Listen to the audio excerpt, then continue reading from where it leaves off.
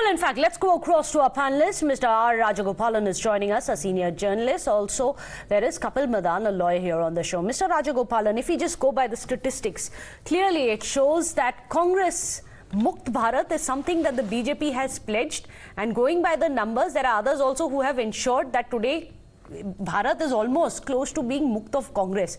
Do you think that it is because of the resistance to change, something that time and again they have veterans of Congress who are coming out and said it's the resistance to change which is coming in from the Parivaar, the reason behind this?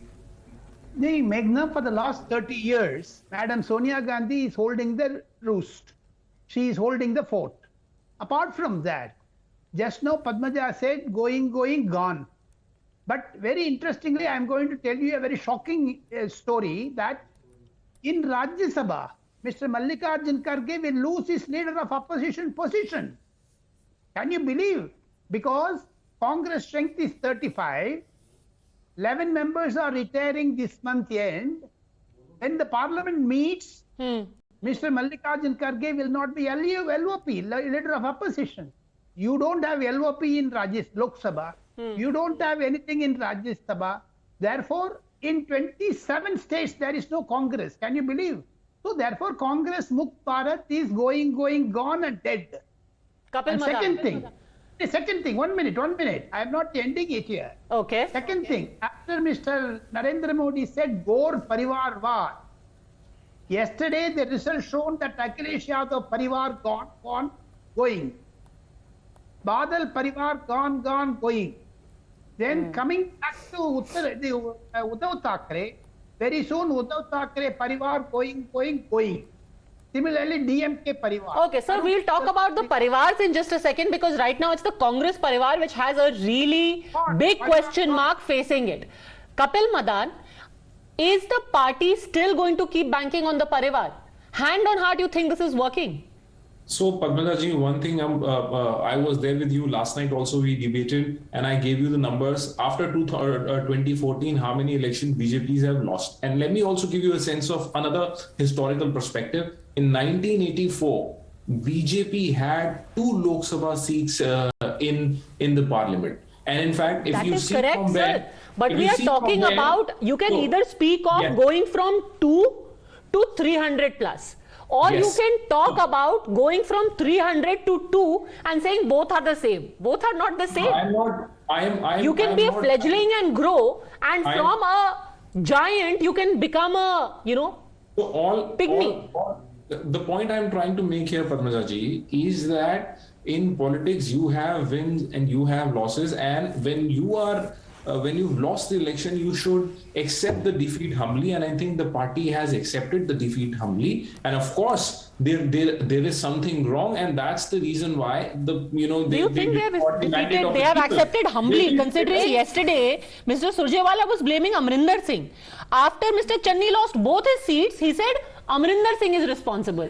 I mean, I don't know what the humility is here. Kapil Madanto, it's not about what BJP is also saying to the Congress or any other one. There are veteran leaders like Shashi Tharoor. Are they not your veteran leaders? Veteran leaders such as Navjot Singh Sidhu. Today, earlier in the day, someone who was handpicked by Rahul Gandhi coming out and saying that I was not made the CM face and I said that there is going to be a problem. I told Rahul Gandhi there is going to be a problem, and today this is what has happened. It's not about taking your critics seriously. At least perhaps you can take your veterans a bit more seriously for the Congress. I completely agree with you here. We can't simply, or the party cannot simply do a blame game. If you are the chief of a state unit, I mean, you are also equally responsible for the outcome, because in fact Mr. Sidhu has also lost his seat. So I beg to differ here from Mr. Sidhu that it was only Mr. Channi or it was the leadership who was responsible, because in Punjab, who picked Mr. Sidhu?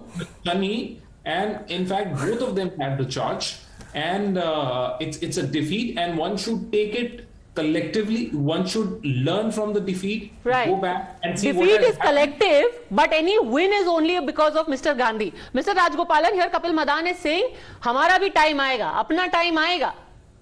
नहीं, अपना time कब आएगा? Gone, going को बात है. Second thing, मुझे देखिएगा, Kapil Madanto is a very senior lawyer and advocate, learned person. I would like to tell him the law is going to catch up Congress.